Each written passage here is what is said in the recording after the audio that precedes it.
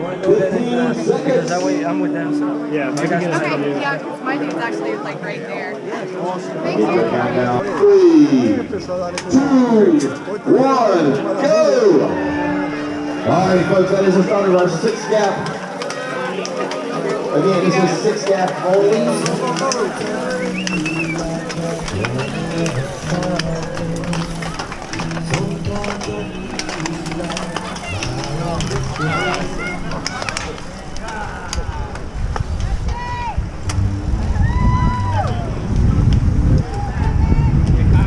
Hey, welcome back to the Glycogen Cycling channel. So today is the 6 Gap Century ride. And in this video, I'm just going to be going over what exactly 6 Gap Century is, what happened to me specifically on the ride, how I did, and just overall, my overall impressions of the ride. So to start it off, rolling down to this high school where all of these riders were was like breathtaking, honestly. Like there was so many people, as you saw, and it was just I had no words. I was like, this is so cool. Like all of these people on bikes and going out to ride, you know, either 50 or 100 miles is just crazy. So that really got me hyped up and was super excited to start this ride. So to start it off, we had me and Eric, who's right next to me on the right, Cat 5 Pro, as you saw in my previous video, the crit. If you haven't seen that, check that out in the top right corner, because in that video I did a story of how I crashed. So if you haven't seen that, I'd recommend going to watch that. But for right now, I'll tell you, I crashed the day before this and landed pretty hard on my hip. So my leg during this whole day was hurting to stand up, basically, and pedal, which if you've ever climbed hills / mountains, you'll know that, you know, it's nice to stand up, get outside the saddle a little bit, stretch your legs out, especially on a long day. Even on the flat ground, like it's nice to stand up every once in a while. And my left leg was like hurting a decent bit, so had to deal with that during this ride. But basically it was me and Cat 5 Pro, Eric, and our other friend Javier, and we were all up in this front group. We're trying to do well. Me and Eric were actually going to try to race this as hard as we can and like get our best time, where our other 3 friends were kind of just, you know, hanging out, having a good time, which is totally fine with this.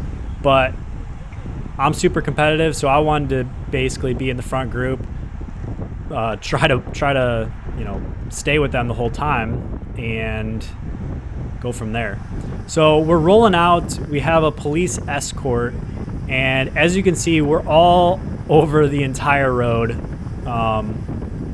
Luckily, we had the police escort, so I believe he was telling people to pull over until we pass, because, you know, we have, I think, 15-ish hundred, maybe 1,000 people did this 100-mile ride. So we have a huge group here rolling down this highway, and you can see cars up ahead with the headlights, so they're gonna pull over a little bit, and we're all trying to squeeze over into the right lane before that happens. But, you know, with a huge group of cyclists, it's kind of hard to stay in one lane. That's why Tour de France and such, they completely shut down the road, obviously for safety reasons, and just because it's really hard to enforce a single lane race. But once we got through the first gap, it definitely split the group up a little bit, so everyone is in their group that can go their pace, and from there it was a lot safer, I'd say, because right now, you know, if you wanted to move up to the front, you basically had to go in the other lane of traffic. But as long as you watched up ahead, you were, you know, not too bad off. I actually went under the other lane a little bit, and got up to the front because my goal, as I said, was to stay in the front here, and we'll get into exactly what happened. But so let's talk about the ride a little bit. So this is in northern Georgia, but maybe like an hour north of Atlanta. I'm gonna totally screw up this name, but I think it's Dahlonega, Georgia, and it's called the 6 Gap Century. So there's 6 mountain climbs that equal about 11,000 feet of vertical elevation gained throughout the day. Obviously, there's a little bit of rollers, so those 6 climbs those didn't totally add up to 11,000, but including all the rollers, it was like 10,900 feet of climbing. So 11,000 feet of climbing on the day. It was about 103 miles for the whole thing, and there was no parking, so we had to park up maybe a half mile to a mile further up the road and ride down. So I got around 104 miles or so for the day, which was pretty good. I was actually feeling really, really good, given the fact that I crashed the day before. I was actually pretty surprised on how well I did. Also, having lived in Florida since January, it's pancake flat. So I haven't really done too much climbing, but I was able to push the pedals hard and make it up the climbs. So here we are, just rolling out. I made up a good portion of the group, and now I'm basically in the front here, and I'm noticing certain kits and jerseys of teams that I know are super strong guys. So that guy I just passed in the Above and Beyond Cancer, they're really strong team.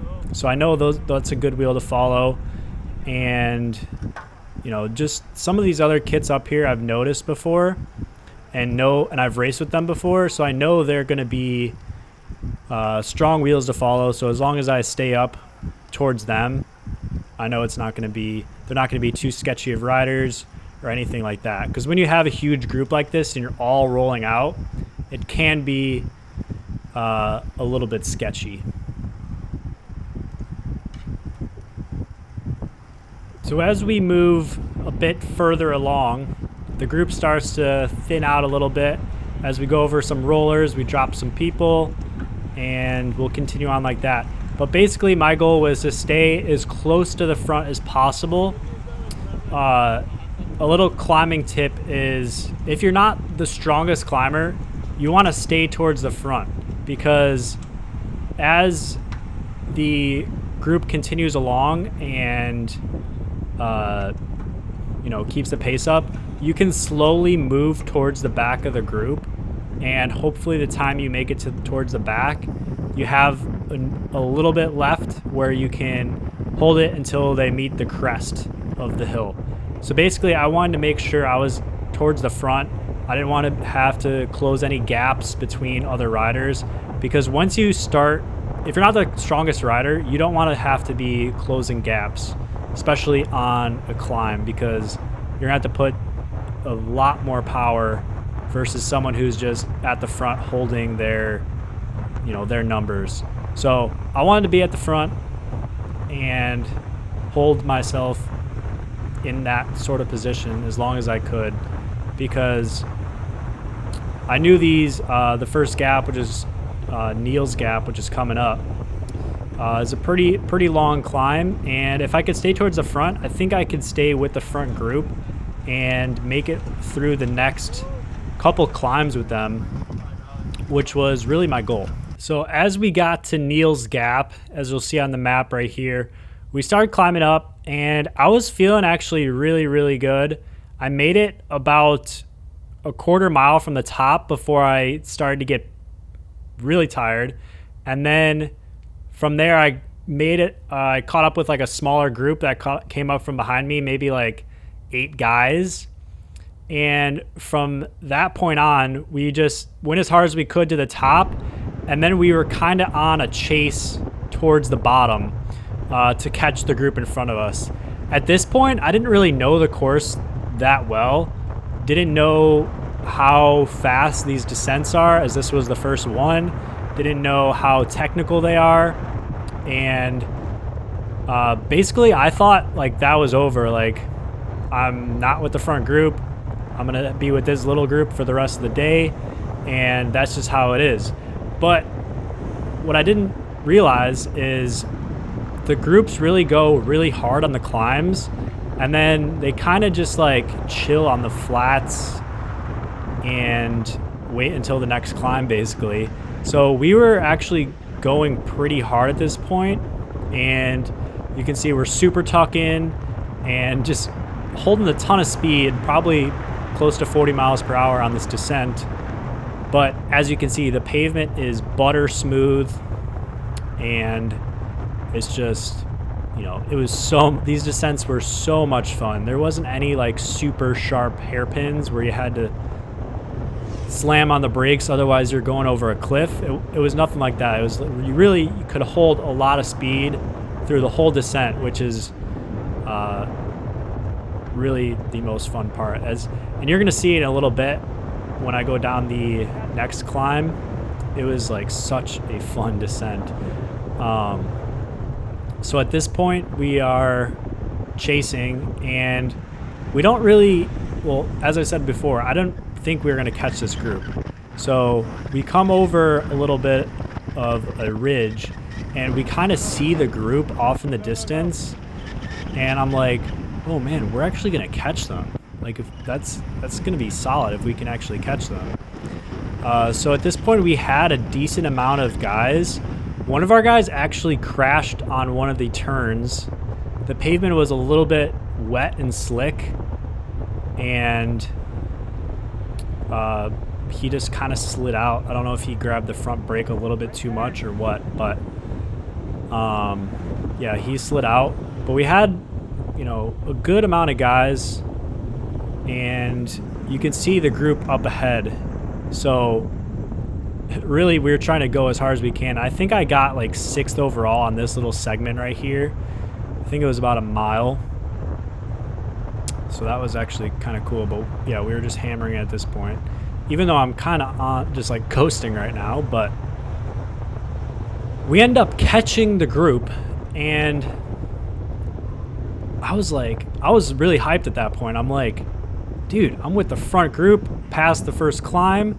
The next couple are a little bit easier, so I'm like, I think I can make it all the way to Hogpen with these guys. Like, I'm pretty sure. And Hogpen is like the hardest one. It's super, super steep and just relentless. So I'm like, if I can make it to that point, I think I can have like a solid time, maybe get around like 5 hours, 15 minutes. And I'd be super, super happy with that. Especially this is my first time doing this. I haven't been climbing really. And the only training I really did for this ride was me and Eric would ride like 100 miles every Saturday for like 6 or 7 weeks maybe. So at least like one century every week for maybe 2 months. And other than that, like, I was just doing some group rides, maybe threw some 50, 60 mile rides in there, and wasn't really training too hard. So I'm like, if we could make it with this front group all the way to Hogpen, I'm like, that is a good day in my book. So at this point, I'm just trying to get around this guy. I don't understand really. And then he was like coming over on me. I'm like, what is going on here? And then finally I was able to get past him, make it over this crest. I'm like, this is not really that steep a hill. Because at this point, I'm still not 100% sure we're gonna catch them. Like, we can see them, they're right there, but we still gotta get to them. And I don't know the route, as I said, so I don't know when the next climb is. But we got over the little hill, and now we're heading down. And luckily, you'll see we actually make the catch, and I'm able to stay with them for a little while.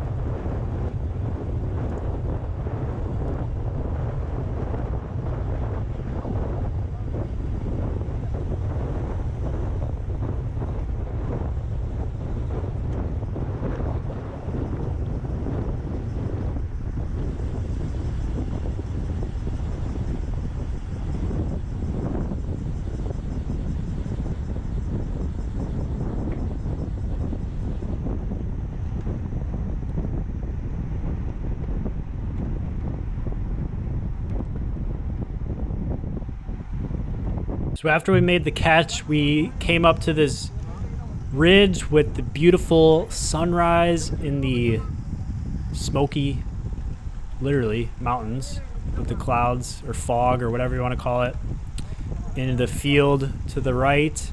And it was just like, this was like a good moment to just like have a Cliff Bar, enjoy the view, and just chill a little bit before the next gap. Because like this whole ride was meant to be super fun, and it was nice that it was like really competitive, but at the same time, not like I'm gonna steal your wheel and elbow you and make sure I'm in the right position. It was really just like, you know, really cool. I enjoyed the event a lot. So at this point, I believe this is coming up on Jack's Gap, and at this point, it's kind of where everything went downhill for me. I end up making it up to the top with these guys, like no problem, was fine. And at the top was a little bit of a rest area. So we were about 40 miles in at this point, and all the guys in the front decided to stop and refuel their bottles, grab some food. And I made the mistake of trying to do a little bit too much at this rest area. So I was trying to fill up my bottles, and then I went over to get some food and grabbed a couple bananas. And then I'm like, I really need to take a nature break, you know? I was like, from the first climb, I was like, I really need to go. So I had to do that, and the time I finished doing that, it was like everyone disappeared somehow. I don't know how they all got off the next descent that quickly, but basically everyone was just gone. And I noticed a couple people went like maybe 20 seconds ahead of me, and I was like, all right, if I can catch them, I could probably, you know, make it back to the group, because, you know, we're all together. We all arrived at the top, and I feel like they're not going to go super hard since most of the people stopped. They're going to wait until everyone regroups and makes it back together. So I ended up going down this next descent, and I was like basically going as hard as I can, but not realizing, well, I realized when I was on it, but it was not super steep at all. Like, I was going maybe 32, which is not that fast, especially when I'm going solo. Like, guys in a group could go way faster than I was going. And because of that, like, it wasn't technical enough where I could just zoom through turns and make up time. It wasn't like that at all. It was like a slight downhill, and then we took a right turn and came up to this climb, which is the Unicoi Gap. And as I made that right turn, I saw the group out in the distance. And at this point, I was going for maybe 10 miles solo, which seems crazy when you think about it. Like, there's like 1,000+ people doing this 100-mile ride, and I'm out here solo, no one in sight behind me, no one in sight in front of me, and I'm just going down this hill as fast as I can to try to catch this group in front of me. But I ended up seeing them right before this and was like, okay, as long as I can keep up a decent pace up here, I'm going to lose some time, obviously, but maybe on that next descent, maybe I could possibly catch some stragglers and we could get a good group going and maybe catch them before the hog pen climb. That did not happen. As you saw, I just passed one guy.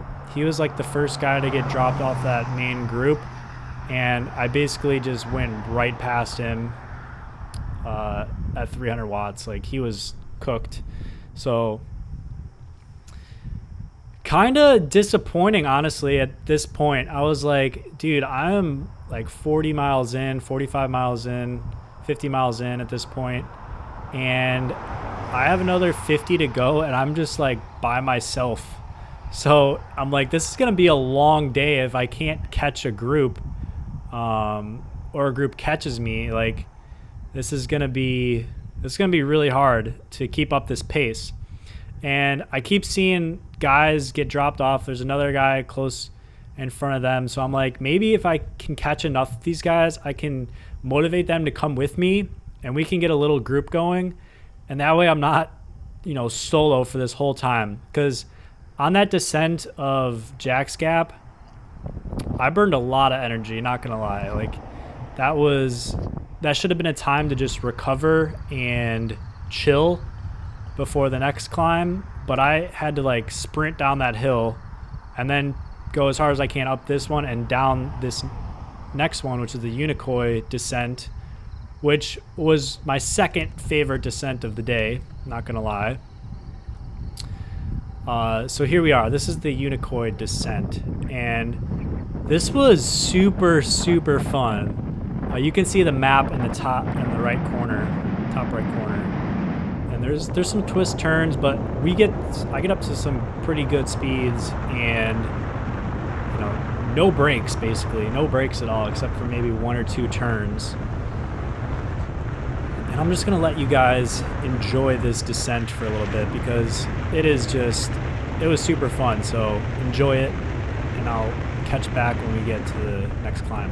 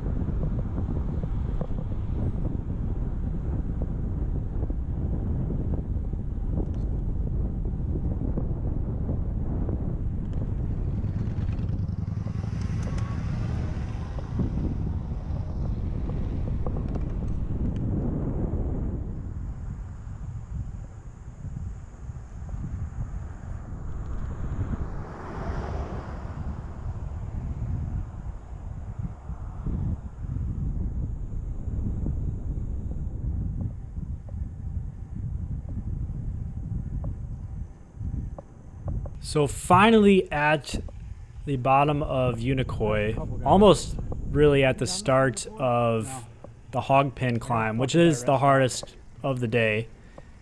I found this guy, and we were talking a little bit and kind of working together. I was mostly pulling him around, but you know, it was fine. It was, you know, sometimes you have that little bit extra motivation when someone's sitting on your wheel. I don't know if you've ever noticed that, but even if it's just like some random person, you just have that little motivation to go a little bit harder. I get that feeling. I don't know if you get that feeling, let me know in the comments below, but just having someone on my wheel, I was like, all right, let's keep this rolling a little bit. Even though I was, you know, not really getting any benefit except mental from that little partnership we had. So really from the top of Jack's Gap to really the bottom of Hogpin was completely solo pretty much. Hogpin, I was, you know, working with a couple guys, but when you're going 10 miles per hour, as you'll see in a second, you don't really get any drafting benefit. The only benefit is like motivation to just hold that wheel as long as you can. But yeah, as far as like drafting, you're basically on your own. So police roadblock here to let us know what direction to go. You know, that's always nice to stop cars for you so we don't have to stop or stop at stop signs, etc. And here we are. It's the base of Hogpin, which is the hardest climb of the day. You climb about, I don't know, maybe 100 or 200 feet before you get to even the timing start. So right here is a little timing chip. I believe they timed 2 of the climbs, and you know, they'd say who had the fastest time of the day basically. So even if you're not in the front group, you still can win if you just are in the back and go super easy just to try to get the KOM on this climb and just go all out. You still could get the KOM on the climb, even if you're not in the front. So I think that's pretty cool. Adds a little extra game in the ride, I'd say, which is always super fun. But yeah, this climb was just like relentlessly steep. I think it took me like 44 minutes or so to get to the top. And it's really like, it was hot for one. So I don't think I've ever sweat as much as I did on my bike going up this climb. Like it was pretty tough. Because one, it's steep and there's no wind and it's hot. So any little shade like this I could find, these little trees, I was soaking that up because it was definitely a hot one.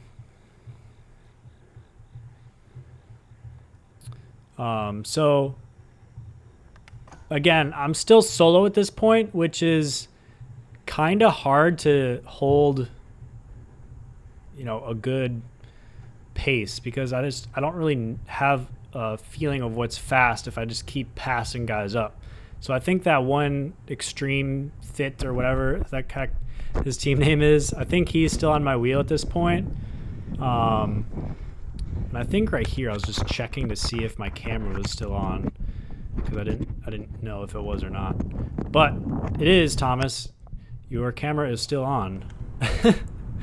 So there was some like not as steep sections, which I kind of tried to put a little bit more power down because that's where you get a little bit extra speed. And I kept coming up on guys that just got shelled off that front group, which made me really upset because I was like, dang, dude, if I could have chilled until here and just sat in a draft and then gone up this climb, like I think I could have made it maybe halfway up with that lead group and could have got a decent time of the day. But yeah, and this car was just stopping to help that Extreme guy behind me giving bottles and stuff. Which, dude, you have like a keeper for a wife or a girlfriend or whatever, like driving around giving you bottles when you're doing 100 miles. Like, do not let her go. Yeah, that was pretty funny. So I think there's a couple guys that are gonna come up from behind me pretty shortly, and I kind of worked with them for a little bit. Am I looking around? Yeah, these two guys. And I was working with them for a little bit, and they kept my pace up a little bit too high because they ended up like riding me off the wheel. But yeah, you can see my heart rate's like 150, which isn't too bad at this point. But these guys, you know, kept the pedals turning over a little bit more than I would have done solo, which was nice, which definitely helped me out towards the bottom of this climb. Because the bottom is actually less steep than the top, which I think that's how most climbs are. But yeah, so enjoy this last little clip of Hogpen.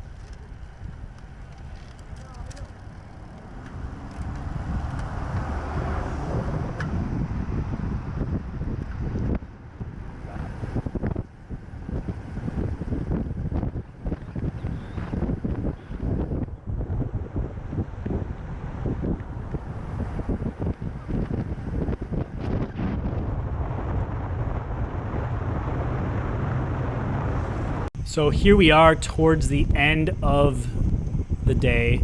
You can see Eric, he's right in front of me, and he ended up catching me, which is really, really funny. So he got dropped on the first climb of the day and kind of just went at his own pace. And I was just like fighting to stay in that front group as long as I could. And Hogpen like blew me up towards the end. I went as fast as I could down it, and I'm surprised I didn't get footage of that, but I think I just forgot to turn my camera on, as I did for a lot of the descents. It's really hard when you have like a certain amount of battery power to like pick where's the right place to record. So is what it is. Next year I'll know better. But my favorite descent of the day was right before this down Woody climb. It was, you know, super long, super flowy. It was the best, honestly. Like, that was my favorite descent. One of my favorite descents I think I've ever done. And I've done some pretty epic ones in California and Asheville and Nice, France. I think that was up there as one of my favorite, because I never really felt like I was gonna fly off the side of a mountain, you know? It was just go fast, turn a little bit, and go down the hill. So I really like that. So now we are on kind of the roller section of the course. We're done with all the climbs, and Eric ended up catching me in between the bottom of Wolf Pen, which is the 5th climb, and Woody Gap, which is the last climb of the day. It was around like mile 80, and after the ride, he's like, "Yeah, I caught you, and you just looked like an abandoned dog or something like that." And it was, I'm like, "Yeah, I was cooked," because I was still riding solo at that point, like 80 miles in. So what's that, 40 miles or so solo? I caught up with like a little small groups like this in between, but I mean, any little climb and they just like kind of blew up. So I was basically solo for 40 miles of this 100-mile day, which is kind of crazy. So he comes up to me, I'm just crawling along because, you know, I'm still trying to go hard, but I don't really have time to eat, basically. And I caught up onto this back of this group, and he's like, "Dude, come on, you gotta stay with us." And I swear, he was like ready to push me along to stay with this group. So I sucked it up for a little bit, got 2 Cliff Bars in really quick, and after that I was like, dude, I have some energy, and was able to pretty much stay with this little group until the end of the day, pretty much. And this part was, it wasn't hard, but it was just like, dude, I'm ready to be done with these little roller climbs. It's really after you do 10,000 feet of climbing, you're like, any little bump in the road hurts, basically. So that's that. And if anyone is still watching this video, I just realized I'm 50 minutes into this. So if anyone is still watching this, I really want to hear from you in the comments below. Like, thank you so much if you're still watching this video, because that's just like insane.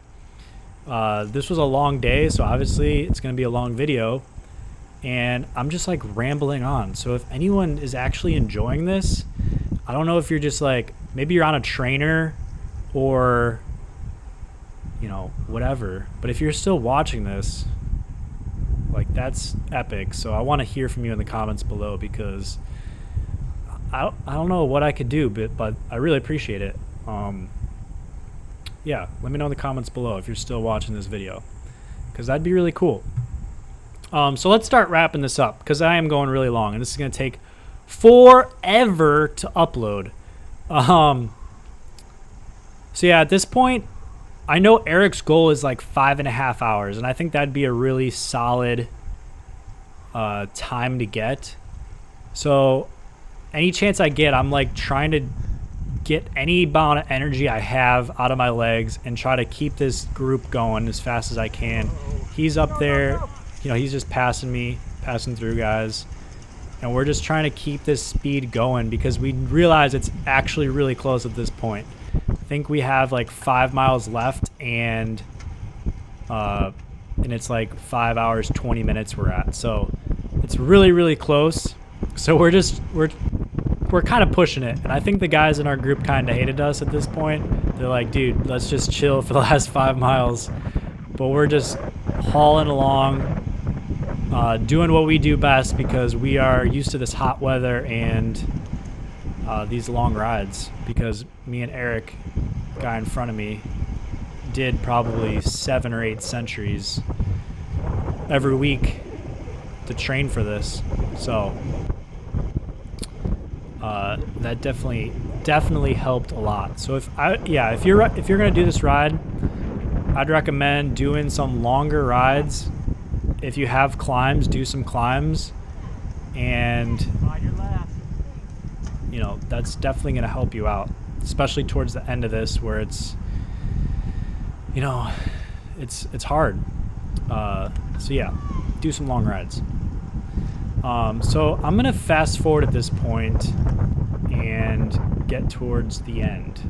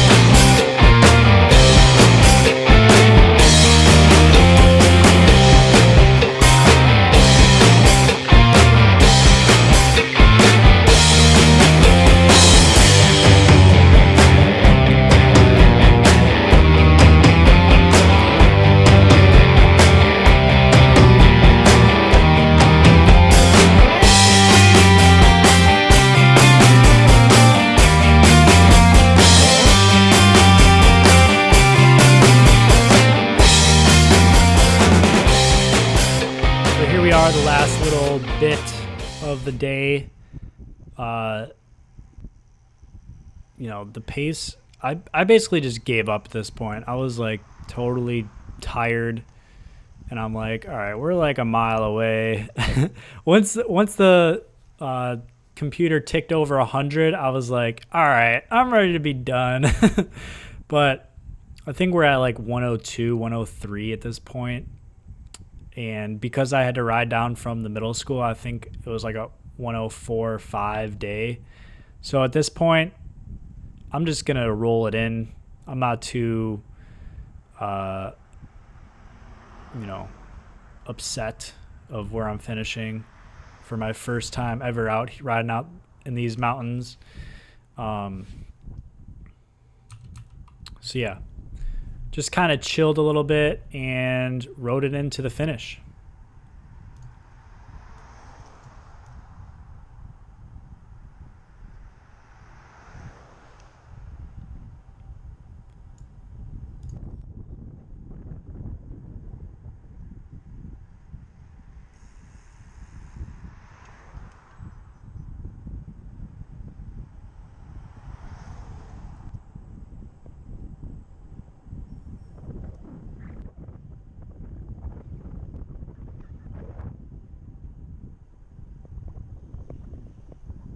So here I'm taking the last turn of the day and almost back at the high school.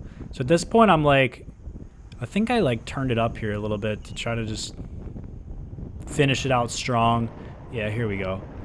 And I'm in the arrow position, put the forearms on the tops of the bars and just finished it up. Basically as hard as I could go at this point. Super hot day. I think they said it was around like the hottest day it's been for this event in like 10 years or something. So the heat definitely took a toll on people. And yeah, so overall, super impressed with the event. I think it was very well run.